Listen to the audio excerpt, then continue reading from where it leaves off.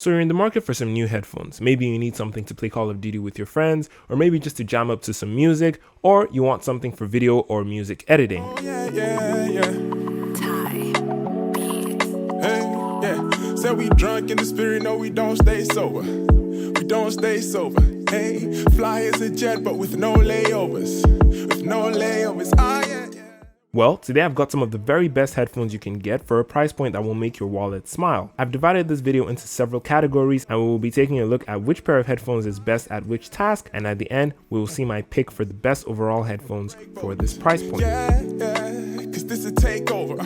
When it comes to editing, in my experience, you're going to want pretty neutral sounding headphones. If your headphones are too bass heavy, as many budget headphones are, your audio is going to be pretty inaccurate and you will end up making a bunch of mistakes while editing. And as for this category, my winner is the One Audio Fusion A70. On first glance, these headphones might not look like much, and they definitely don't stand out very much when it comes to build quality. They charge via micro USB instead of USB-C. They're made primarily of plastic, which while making them pretty lightweight and comfortable, makes them feel kind of cheap as well. And their buttons feel a bit cheap also. However, there are a couple of build quality choices I do like. The air cups are pretty soft and comfortable for long use, and while these headphones are capable of working via Bluetooth with pretty good battery life, I might add, what makes the One Audio Fusion A70 truly stand out is what you get when you try to plug in an aux cable. You not only get a 3.5mm port, but you also get a 6.35mm port, which lets you connect these headphones directly to your amp or mixer. And when it comes to sound quality, these headphones are quite impressive. Now, I'm by no means an audiophile. However, from my experience, the One Audio A70 leave pretty little to complain about for their price. The bass is solid but not overwhelming, and there is enough detail in the mids and highs. Overall, I found the sound quality to be a very balanced experience, making it very pleasant for tasks such as editing my videos and performing a few audio adjustments here and there in Adobe Audition. These headphones come with both sets of cables in the box, and those cables have inline microphones connected to them as well. So, with this unique feature and combined with the sound quality, these are some of the best budget headphones you can get for this price point. They're about $50 and you can regularly find them on sale for even as low as $35. Now, on to the next one. Soundcore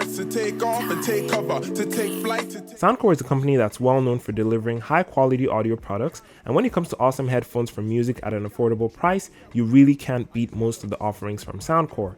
The Live Q10s offer you amazing bass heavy sound quality, a really comfortable design, solid battery life plus a USB-C port for charging, a 3.5mm port, and a very tempting price of about $40. These headphones do not have active noise cancellation, however, and the only other caveat I'd say is the fact that due to just how bass heavy these headphones are, you do not get as much detail in the highs and the lows. But I don't think anyone's getting these headphones to listen to opera music, right? Another solid option from Soundcore would be the Live Q20 Plus. These headphones improve on everything wrong with the regular Live Q20s, such as adding a USB-C port instead of micro USB and the addition of a dedicated app as well. The sound quality is a bit more balanced, however that does not mean that the bass is lacking in any way here. Plus they still have Soundcore's signature bass up feature in case you want to rattle your skull with some more powerful bass, and they come in at about $50, which is quite a bit cheaper than Soundcore's Q30s. And as for the gamers among us, get it? Among us? But yeah, as for the gamers among us, it was pretty difficult to find a decent pair of wireless headphones that had next to zero latency, good sound quality, and were not really expensive. But after a bunch of searching, I stumbled across the EXA E910 headphones. Now, I'll just preface this by saying these headphones don't have the best battery life, lasting just roughly 10 hours on a full charge with about 70% volume. They also take about 2 hours to charge via the USB-C port. Another thing to consider is the fact that the retractable microphone tends to be a bit muffled. As you can tell, it is not necessarily the clearest, but it does get the job done. And I think your teammates will be able to hear you properly when you're yelling that you have downed an opponent and they shouldn't steal their loot. Wait, Johannes. With all these disadvantages, why are these headphones even on this list? Well, I'm glad you asked. The EXA E910 have a very solid build. with a nice combination of metal, polycarbonate, and leather or faux leather. It has quite an industrial design and the ear cups are huge and quite soft. They've also got these cool LED lights by the sides, which serve to further add to the gamer aesthetic. Because as we all know, we can't have gaming peripherals without some sort of RGBs, right? The thing that makes the EXA E910 stand out from their other wireless headphones at this price is the fact that they do not work via Bluetooth. What? How can they be wireless headphones if they don't use Bluetooth? Well, the answer lies in this little thing right here. Most people dislike using Bluetooth headphones for gaming due to just how much the latency affects gameplay. You're gonna hear the person that's sneaking up to shoot you like 5 seconds after you're dead already. It's not really useful. But the EXA E910 literally says, latency be gone. These headphones utilize a 5.8 GHz frequency, which is a lot better and a lot faster than the 2.4 GHz frequency we get using normal Bluetooth. That is what makes them so unique.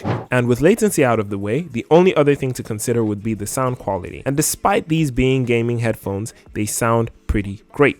The 50mm drivers retain clarity while pushed, and there is no audible distortion at high volume levels. The default EQ curve is pretty balanced and flat, making it ideal for listening to music. And while not high res, the audio coming from these headphones was remarkably clear and crisp. Gamers might find the lack of boosted bass a bit disturbing, but it's also pretty useful because you do not miss out on details when there are a lot of bass heavy sound effects like explosions. And the lack of bass can be fixed with a few tweaks using the EXA 7.1 surround sound tuning software. You'll definitely want to download and install this software if you want to get the most out of this headset.